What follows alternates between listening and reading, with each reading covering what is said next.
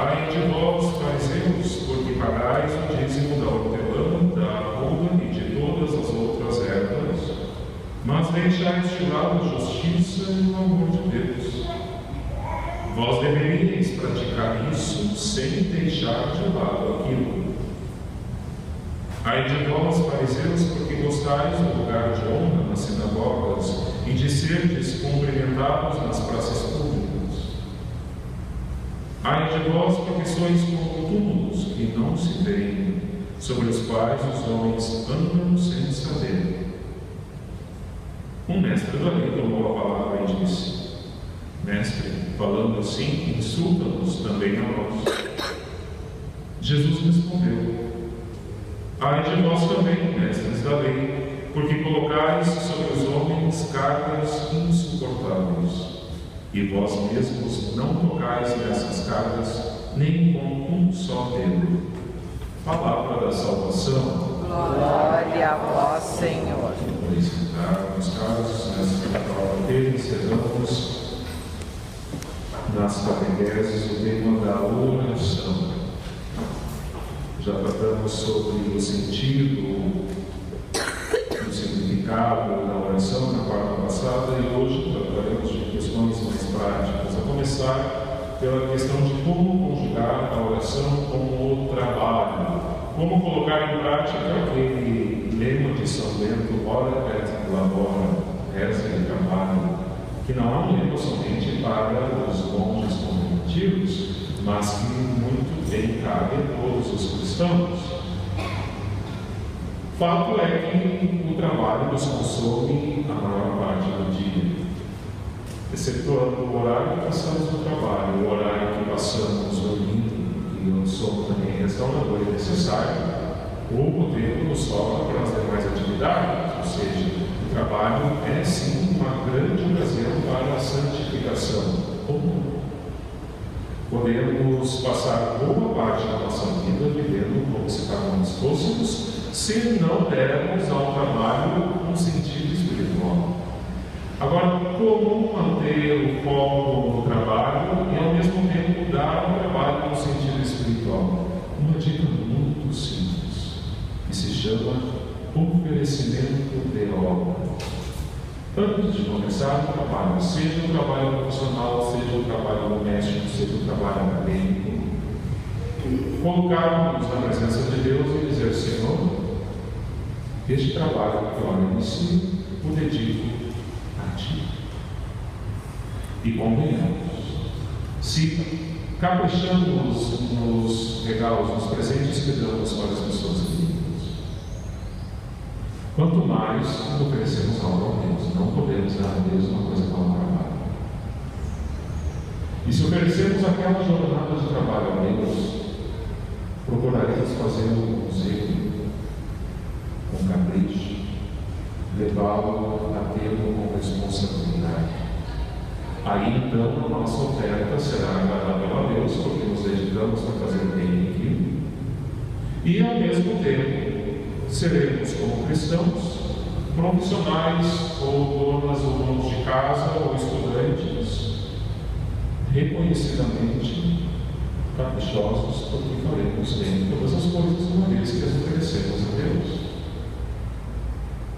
Ou seja, ao oferecermos as obras a Deus, Deus não se beneficia nem deixa de se beneficiar com isso, mas nós, além de darmos um tom sobrenatural ao trabalho, além de nos aproximarmos mais de Deus, acabamos por ser beneficiados também pela recompensa de um trabalho, seja profissional, seja doméstico, seja acadêmico, um trabalho bem feito. São José Maria Escrivá resumiria o que eu tenho acabado de dizer na seguinte frase: faz o que deves e está no que fazes. Ou seja, cumpre com as tuas obrigações de Estado, como pai de família, irmão de família, estudante, profissional. Faz aquilo que se espera que faças. E está no que fazes, ou seja, coloca ali todo o teu empenho, teu coração, tua alma, teu pensamento. Porque se estamos no trabalho, mas com o coração longe do trabalho, e se estamos em casa com o coração longe dos que estão à nossa volta, mas pensando no trabalho, ou seja, nunca estamos de fato lá onde deveríamos estar e, por consequência, não faremos bem aquilo que deveríamos fazer, em casa ou no trabalho. Assim, meus caros, conseguimos santificar-nos através do trabalho. Assim, colocamos em prática o clamor de São Pedro: ora et labora. Lugar, tempo e atitudes corporais. Lugar para rezar. Nosso Senhor disse que, sentados no segredo do nosso quarto, fecharmos a porta e fizermos a oração, seremos vistos pelo nosso Pai que está no céu e todo vê. Ou seja, não há lugar que não seja bom para a oração. Inclusive, lembramos de Santa Teresa de Ávila, uma das gigantes na história da teologia e da espiritualidade. Conta-se que ela era de um jeito muito forte, mas ao mesmo tempo tinha um humor muito refinado. E um dia estava rezando no banheiro e o demônio lhe perguntou: Teresa, não tens vergonha de rezar a Deus aqui? Ela disse: não, porque o que sobe é para Deus, o que desce fica para ti. Não há lugar onde não possamos rezar. Mas existem lugares privilegiados para a oração, sobretudo lá onde está o Senhor presente na Eucaristia. Porque daí não somente elevamos o coração e a mente a Deus, mas nos colocamos na sua presença real. Então, se temos a opção de escolher rezar em casa ou na igreja, e se temos a possibilidade de rezar na igreja, lá está o Senhor. É, naquele momento, um lugar mais privilegiado do que em casa. Mas se estamos indo ao trabalho, se estamos cuidando das coisas de casa, nada impede que rezemos no ônibus, no metrô, no carro, em casa. O tempo para a oração, em primeiro lugar, que seja o tempo mais privilegiado do dia. Não reservemos para Deus aquele horário em que a gente já está na capa da gaita e que, bom, agora já fiz tudo, já cuidei das coisas de casa, já alimentei o marido dos filhos, já cuidei do meu trabalho, agora que eu estou morto de cansado, bom, agora eu vou rezar para Deus. Deus não precisa da esmola do nosso tempo, até porque Ele é o Senhor do tempo. Se fizer assim, pois o nosso tempo acaba. Então, que o tempo do dia que vamos dedicar ao horário do dia seja aquele horário em que estamos bem dispostos, aquele horário em que estamos atentos, em que conseguimos colocar o nome bem na oração. E quanto à duração da oração, pois esta vai variar conforme a condição de estado de cada um. O profissional, pai de família, mãe de família, não terá muitas horas ao dia para dedicar à oração, então terá que otimizar o tempo que tem. O religioso, a religiosa, o padre, pois espera-se que dediquem mais tempo à oração, porque a congregação, a paróquia, o instituto, a ordem nos oferece uma estrutura tal que se deva dedicar o tempo para a oração. E quanto às atitudes corporais, meus caros, nós não rezamos somente com a alma, não somos anjos, somos homens e mulheres, corpo e alma, mente, psique, alma, espírito e corpo. Então rezamos com todo o nosso ser. Faz diferença rezar deitado e de joelhos. Bom, se estou doente ou estou, enfim, acordei de madrugada e vou aproveitar o momento para rezar, não me impede que eu desça deitado, mas se eu posso colocar-me de pé, se eu posso colocar-me de joelhos, vou rezar com o corpo todo. Se estou numa celebração litúrgica, o estar de pé tem um sentido espiritual, o estar sentado tem um sentido espiritual, colocar-se de joelhos tem um sentido espiritual. Se não posso colocar de joelhos, fazer a reverência tem um valor espiritual. Eu vou rezar também respondendo às orações, cantando, usando a boca para rezar. Quão triste quando às vezes uma igreja repleta de pessoas, o padre faz uma saudação, o Senhor esteja convosco, e meia dúzia de vozes murmurantes diz: Ele está no meio de nós. Mas reza com vontade, reza com todo o teu ser, não precisa gritar porque Deus não é surdo. Mas louva o Senhor não só com o coração, louva o Senhor com os lábios, louva o Senhor com toda a alma, com todo o teu ser. prova pela qual todos passamos é a prova da dificuldade na vida de oração, sobretudo as dificuldades que o mundo atual nos apresenta. Mas essas dificuldades no mundo atual, a correria no dia a dia, não são privilégios do nosso tempo. Já Santa Teresa de Ávila, nas suas fundações, diz assim: estão por nossos pecados tão decaídas no mundo as coisas que dizem respeito à oração e à perfeição. Tempo para a oração, meus caros. Tem quem faz a oração uma prioridade.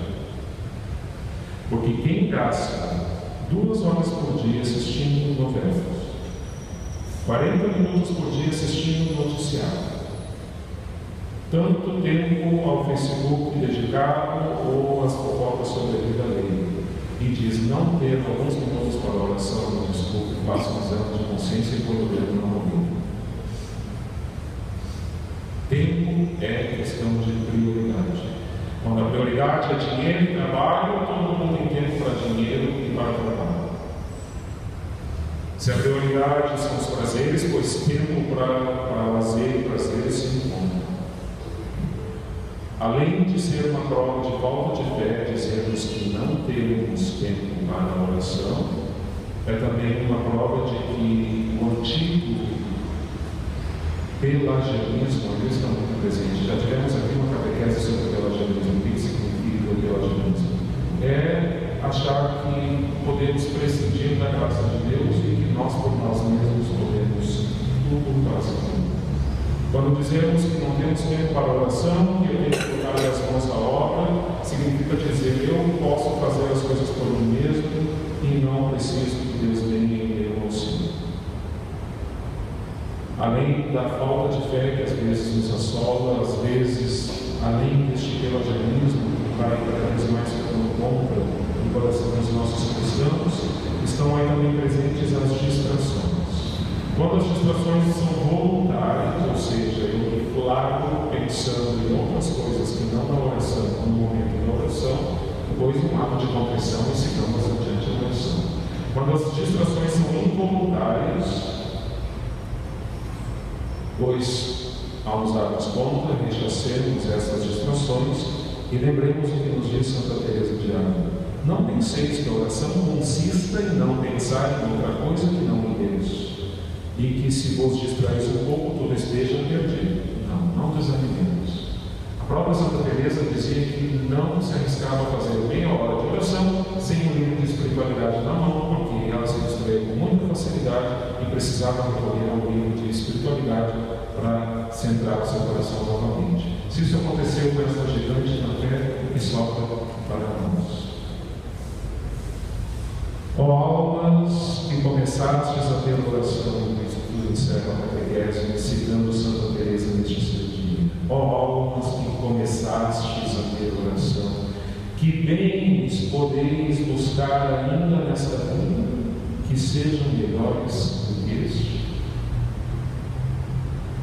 Vem nosso auxílio, a Virgem Mãe, nos ajude a retomarmos os nossos propósitos de oração, a melhorarmos a qualidade e a intensidade da nossa oração.